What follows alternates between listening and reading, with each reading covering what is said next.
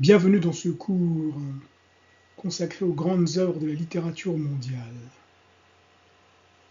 Pour cette première séquence, nous allons essayer de travailler la question de la relation entre l'histoire, la mémoire et l'oubli. En effet, dans les littératures postcoloniales, qui vont constituer le socle de ces grandes œuvres que nous allons étudier, eh bien, la question du passé demeure toujours présente, intacte et donc n'est jamais révolue. Il se réinscrit sans cesse dans le présent sous forme de mémoire vivante. Comme l'affirme Tim Woods, le passé n'est jamais simplement une affaire terminée. Autrement dit, la mémoire historique joue un rôle central dans la construction de l'identité nationale postcoloniale. Ce point de vue souligne le caractère particulier de la mémoire et de l'histoire. Les récits officiels dominants effacent certains souvenirs, mais les écrivains postcoloniaux rebâtissent ces mémoires sous forme de contre-récits. Toujours Woods insiste par exemple sur le fait que lorsque l'histoire officielle est un récit excluant, les écrivains, notamment africains, utilisent la mémoire comme une contre-histoire. Elle subvertit les fausses généralisations de l'histoire, excluante. Plutôt que de faire oublier le passé, ces écrivains cherchent à le faire émerger. Ils n'essaient pas d'amener leurs lecteurs à oublier les ruptures coloniales ou traumatiques, mais au contraire, en les confrontant à ces traumatismes dans leur écriture. Ainsi se dessine un double focus évoqué par Woods, c'est-à-dire une tension entre le travail de mémoire, éveiller la conscience du passé, et la guérison du trauma, c'est-à-dire limiter son poids. Qu'en est-il de la dichotomie entre la mémoire et l'oubli ? Eh bien, les littératures postcoloniales distinguent mémoire historique et oubli imposé. La mémoire est entendue comme le souvenir collectif, souvent traumatique, du passé colonial, tandis que l'oubli peut être volontaire ou structuré par l'historiographie dominante, c'est-à-dire toutes les productions historiques sur cette question-là. Selon Woods, la littérature postcoloniale crée de la mémoire pour compenser une histoire officielle trop exclusive. Donc les récits littéraires s'attachent donc à se souvenir des événements oubliés ou niés. Quels sont ces événements? Par exemple les violences coloniales ou alors les résistances locales, plutôt qu'à les faire disparaître. L'histoire officielle et la mémoire et la contre-mémoire. Il y a une histoire officielle et la contre-mémoire, donc de quoi il s'agit? L'histoire officielle est souvent un récit uni ou eurocentré qui glorifie le mythe national, souvent des pays européens, et occulte les voix subalternes ou dominées. Les auteurs ou les autrices postcoloniales mettent en lumière les épisodes ignorés, voire clandestins, de l'histoire de leur terre natale, réaffirmant ainsi le devoir de mémoire face aux absences laissées par l'idéologie dominante. Ils opposent à la version institutionnelle une contre-mémoire plurielle construite sur des sources orales, familiales ou marginalisées. Et cette pratique de la mémoire vive vise à réparer les silences ainsi que les disparitions historiques en réinscrivant ce qui a été effacé. Après la question de la mémoire et de l'oubli, de l'histoire officielle et de la contre-mémoire, qu'en est-il de la mémoire collective et de l'identité ? Eh bien, en revalorisant des mémoires occultées, les écrivains cherchent à redéfinir l'identité postcoloniale, comme le note Frank Doss. Eh bien, en réinvestissant son passé, l'histoire arme la collectivité d'une décision nouvelle et lui permet de dépasser les rejets inconscients de la structuration imposée. Autrement dit, réhabiliter les souvenirs perdus est une condition de la résilience nationale. Ce processus implique souvent une dialectique entre mémoire et oubli. Il ne s'agit pas d'accumuler le passé comme un poids, mais de choisir de se souvenir pour mieux avancer. Quelles sont les productions littéraires de ces grandes œuvres donc, qui permettent de donner un exemple de mettre en évidence cette question de la mémoire, de l'histoire et de l'oubli. Eh bien, si on prend l'exemple Miyakuto, au Mapeador de Ausencia, le cartographe des absences, de l'écrivain mozambicain Miyakuto, eh bien, la trajectoire de Miyakuto peut être lue comme le parcours d'un auteur qui, à partir de sa position initiale dans l'espace social colonial, a su convertir divers capitaux pour légitimer sa position d'écrivain majeur. Donc, il a réussi à se hisser au rang d'écrivain majeur. Il est né en 1955 dans la ville coloniale de Beira. Il se constitue d'abord un capital, comment dirais-je, symbolique précoce en publiant des poèmes dès l'adolescence. Il abandonne la médecine pour le journalisme après l'indépendance du Mozambique. Il est dans les, il fréquente les milieux sociaux et politiques, occupe différents postes stratégiques dans les médias publics. Cette expérience lui fournit une manière d'être et de penser qui est ancrée dans la lutte postcoloniale, qui façonne alors sa production littéraire. Par l'usage d'une langue métissée, il restructure le capital linguistique en imposant une forme mozambicanisée du portugais, ce qui lui vaut des prix nationaux et internationaux, comme le prix Camões Neustadt et Nabokov. Eh bien, Miyakuto s'inscrit dans un espace littéraire transnational où il convertit son capital culturel en reconnaissance globale. Son positionnement dans le champ littéraire entre tradition orale africaine et forme européanisée révèle une stratégie de distinction et de subversion du canon dominant. Il renforce sa position dans le champ du pouvoir symbolique. L'unité de l'œuvre de Miyakuto se manifeste à travers une constellation de textes où chaque livre approfondit une vision poétique et politique du monde. Son premier roman, Terra Somnambula, paru en 1992, pose les fondations de son esthétique du réalisme animiste, en mêlant mémoire, rêve et ruines postcoloniales.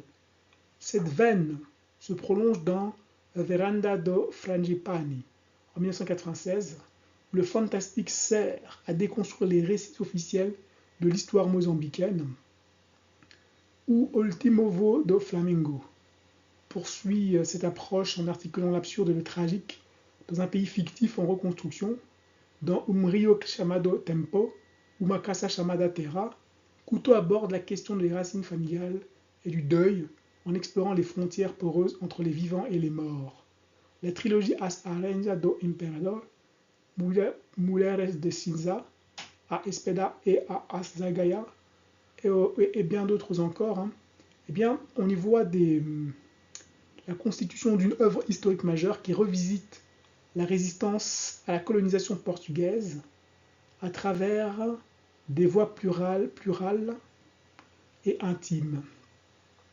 Ces recueils de contes, comme Voces Anotecidas, etc., et bien d'autres encore, ou encore des chroniques, des réflexions complètent un corpus où résonne la parole populaire, la poésie du quotidien et une profonde quête de réenchantement du monde. L'exemple emblématique de Miyakuto que l'on peut retenir, c'est O Mapeador de Ausencias, qui illustre cette lutte contre l'oubli. Dans ce roman mozambicain, le personnage principal, Paolo, est qualifié de cartographe des absences, chargé de dresser la carte d'un village isolé. Il découvre que les habitants sont frappés de pertes de mémoire inexplicables. Ce cadre symbolique montre comment les traumatismes coloniaux et post-coloniaux ont été effacés des mémoires locales. Les survivants semblent incapables de raconter ce qu'ils ont vécu. Le roman tourne autour de l'effacement historique.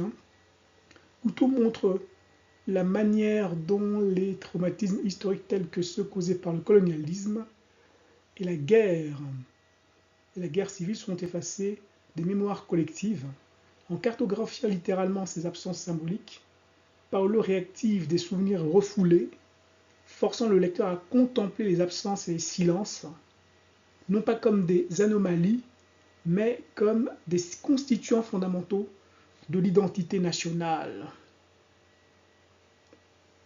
Parallèlement, Couteau lit Mémoire et pouvoir politique. Donc le père de Paolo est un militant anticolonial dont les écrits ont été réprimés. On lui a confisqué ses biens, même si on les a restitués après. Dès lors, dans ce contexte, écrire devient une sorte de symbole de lutte contre la vérité unique imposée par le colonisateur. Et écrire devient aussi un acte de résistance. Lorsque la machine à écrire de Santiago est confisquée, c'est une tragédie, puisque c'est justement le symbole de l'écriture. On peut aussi constater qu'il y a une sorte d'hybridité narrative de Couteau qui renforce cet enjeu mémorial, notamment sa prose, qui mêle modernité et tradition orale mozambicaine. Les habitants du village racontent leurs histoires et leurs superstitions, ainsi que leurs souvenirs familiaux. Cette oralité est présentée et en même temps, elle est contredite par la vérité coloniale imposée. Il y a les légendes locales, une sorte de réalisme qui mêle à la fois l'utilisation des archives officielles manquantes. Et donc voilà pour ce qui concerne ce roman de Mia Couteau. Notre production est celle qui s'appelle Song of Lawino de Okot Biktek. Donc là, Okot Biktek, sa trajectoire se situe entre la dimension coloniale et occidentale. Il est né en 1931 à Gulu, dans le nord de l'Ouganda. Il grandit dans un environnement où cohabite l'école missionnaire représentée par son père, instituteur, et la tradition orale transmise par sa mère, chanteuse et conteuse. Cette double influence marque profondément son regard sur le monde et alimente l'originalité de son œuvre. C'est un élève brillant, il se distingue par ses talents artistiques avant de partir étudier au Royaume-Uni, où il suit des formations en éducation, en droit, puis en anthropologie à Oxford. C'est pourtant loin de s'aligner sur ces modèles occidentaux que Biktek forge sa pensée.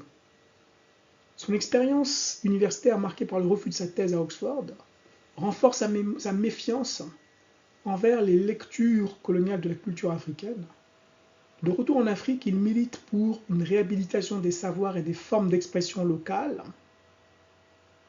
Son travail mêle création littéraire, recherche académique et engagement politique, comme en témoignent ses postes à Makerere, à Nairobi ou dans divers festivals culturels. Toujours en déplacement, parfois en exil, il poursuit jusqu'à sa mort en 1982 un projet intellectuel cohérent, défendre une vision du monde centrée sur les langues, les imaginaires et les préoccupations africaines. L'œuvre d'Okot Biktek se distingue par sa cohérence intellectuelle et esthétique, à la fois ancrée dans la tradition orale akoli et engagée dans un projet de décolonisation culturelle et épistémologique.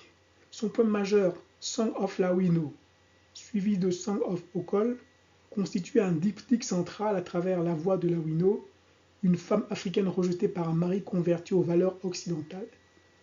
Biktek donne à entendre une critique acerbe de l'aliénation coloniale.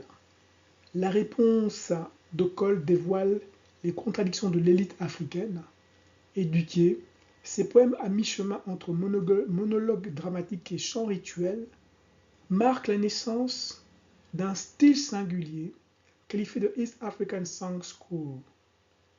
Cette veine se prolonge dans True Songs, Song of a Prisoner et Song of Malaya, qui mettent en scène d'autres voix marginalisées incarnant le peuple face aux violences du pouvoir, de la modernité imposée. On peut retrouver dans d'autres productions comme Horn of My Love, Air and Hornbill. Il recueille d'autres contes, notamment et des vers oraux également. soulignant leurs valeurs philosophiques et littéraires. Son roman White Thief et ses essais notamment African Religions in Western Scholarship forment un ensemble cohérent de son œuvre qui conjugue poésie, pensée, critique et défense d'une africanité autonome et authentique.